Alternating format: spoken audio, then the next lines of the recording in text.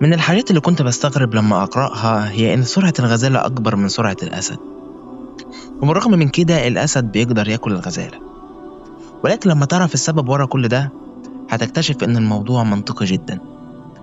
الفكرة إن الغزالة بتكون خايفة من الأسد لدرجة تخليها مش عارفة قدرات نفسها، فتفضل تبص وراها وهي بتجري. فخوفها وبصها لورا بيخلي سرعتها تبطأ لدرجة إن الأسد بياكلها. وفي الناحية التانية الأسد رغم سرعته الأقل إلا إنه فضل مركز على هدفه، وفضل يواصل وراه لغاية ما حصل عليه. وهكذا أنا وأنت صديقي العزيز، للأسف خوفنا من المستقبل وأحيانا عدم تحديد هدف واضح ملموس بيخلينا خايفين من المستقبل، ونندم على كل لحظة ضيعناها في الماضي، برغم إن مهما ندمنا عمر ما الماضي هيتغير، والمستقبل كده كده مش بإيدينا. الحالة الوحيدة اللي تقدر تعملها دلوقتي هي إنك تكمل سعي. مش مهم بدأت إمتى، المهم إنك تكمل سعي دايما. بس خليني أقولك اللي محدش بيقولهولك، إنك تبص وراك ده مش بس بيقلل سرعتك، ده بيقتلك بالبطيء. انت عارف ايه اللي بيخليك تصيح وتسأل ازاي ألم المتراكم؟ هو انك خايف اصلا تواجه الكتاب، خايف تكتشف انك مقصر فبتهرب للسؤال عشان تريح ضميرك بكلمتين تحفيز يدوك حقن الدوبامين كدابة لغاية بكرة الصبح. فوق يا بطل، مفيش حد هيجي ينقذك، ومفيش جدول سحري هينزل من السما يلملك المنهج وانت نايم. الحل الوحيد اللي انا وانت عارفينه هو انك تدوس على وجعك وتذاكر. ابعد عنك الموبايل، ارمي كل المشتتات، وواجه وحشك وانت لسه واقف على رجلك. بس خد بالك من فخ بيقع فيه اشطر المجتهدين، فخ التركيز المفرط على النتيجة.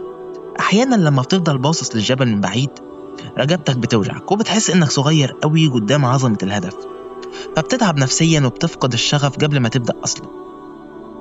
الحقيقة اللي محدش بيقولها لك هي ان التركيز على الهدف البعيد بيحملك طاقة سلبية وخوف من الفشل، لكن لما بتغمض عينك عن القمة وتركز بس على الخطوة اللي جاية، لما تركز في روتينك اليومي في 1% تقدم كل يوم، الحمل النفسي بيتشال من على كتافك. السعي بيبقى متعة مش عبء، وساعتها بس ربنا بيكرمك وبتبص وراك تلاقي نفسك وصلت للقمة من غير ما تحس. وعشان نكون صراحة، بلاش تعيش في وهم ان كلية الطب او الهندسة هي خط النهاية اللي هترمي بعده القلم وترتاح.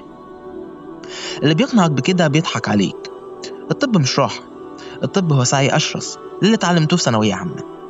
النجاح مش في اسم الكلية، النجاح في العضلة اللي بتبنيها دلوقتي، عضلة الالتزام، عضلة انك تقوم تذاكر وانت مالكش نفس، عضلة انك تكون أسد مركز في فريسته مش غزالة بتبكي على اللي فاتها. الكلية مجرد ميدان جديد للسعي، فلو ما بقيتش مقاتل دلوقتي هتتعب جدا هناك. ركز على 1% بتوع النهاردة، ما تفكرش في المنهج كله، فكر في الصفحة اللي قدامك بس. قطع الكتاب مذاكرة مش عشان مجموع، قطع عشان ما تجيش بعد سنة تبص في المراية وتشوف شخص كان يقدر يعمل حاجة بس خاف وبص وراه. رسالة لكل طالب مراكم إن كفاية أسئلة، الحل في إيدك أنت. دلوقتي لسه في فرصة تخليك توصل، بس لو بدأت حالا. يا ترى بعد سنة هتبص للمراية وهتشوف غزالة هربت وخافت من الواقع، ولا هتشوف أسد ركز على هدفه وجابه؟ هتقفل الفيديو ده وتقوم تذاكر، ولا هتفضل تبص وراك لغاية ما الندم ياكلك؟ الاختيار ليك.